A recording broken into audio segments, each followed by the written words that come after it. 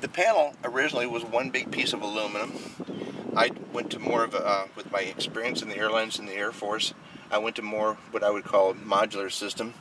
These are put in with quarter-turn Zeus locks. This entire panel right here with all the primary instruments, I can remove these 6 Zeus locks, pull it out, reach back, and I think I have 22 cables behind it that I unplugged, and it quick connects for the pitot and static lines and all the different gyros and rigs, and I can pull the entire panel out. Same thing with each one of these panels. With a certain number of connectors, I can pull them out, and it makes it easier to work on the airplane. This, I love eBay. I've been on it a lot. This airspeed indicator actually came out of a Boeing 727. This VVI came out of a Boeing 727. These two trim indicators are pneumatic valve position indicators out of a Boeing 727. This G meter came out of an A7. This standby attitude indicator right here came out of an F-111. It's interesting, the standby attitude indicator, I contacted the company that actually manufactures this 24-volt DC self-contained unit. If you were just to go out and buy one off the shelf, it'd be $10,100. I found it on eBay for about $300. Being a home built, again, you can do whatever you want.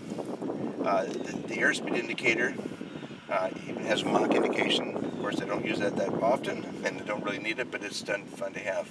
My HSI is called a PN101. It's a very popular HSI from about 30 years ago. I wired it in, works off my radios of my Garmin 430. The attitude indicator, the primary attitude indicators, is 24-volt DC, standby. There's no vacuum instruments in the airplane. However, I have 4 different levels of electricity in the airplane. I can turn things off and on with a master switch over here and go to standby power. I have power off the alternator, which is a 100 amp alternator. I have power off my batteries, and I've converted to Shore-Eye motorcycle batteries, which the total weight of the two 12-volt batteries in series to make the 24-volt system is 4.2 pounds compared to the 38 pounds of battery that I replaced. They're lithium-ion. A lot of people are concerned about lithium-ion. There are multiple types of lithium-ion. This is one of the lithium-ions that do not overheat. The primary power is, of course, off your alternator. The battery is your secondary power. And then I have a third source off the battery with a 20 amp breaker coming over to isolate it to run through certain electrical buses that are my backup buses. And then I have a little set of standby batteries in the air, up in the nose that I can switch to, or automatic switching will occur with all these for me the way I set it up, but I have it also so that I can manually switch to it. So I have basically 4 sources of electrical power to control all the different instruments and for backups of the instruments, since I don't have a vacuum.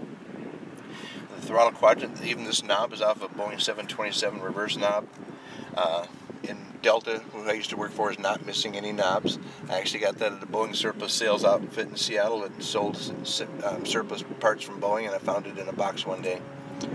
So it's kind of fun to design the airplane yourself. I have the standard T here. I have a pretty good backup T for the co-pilot and all the avionics backup.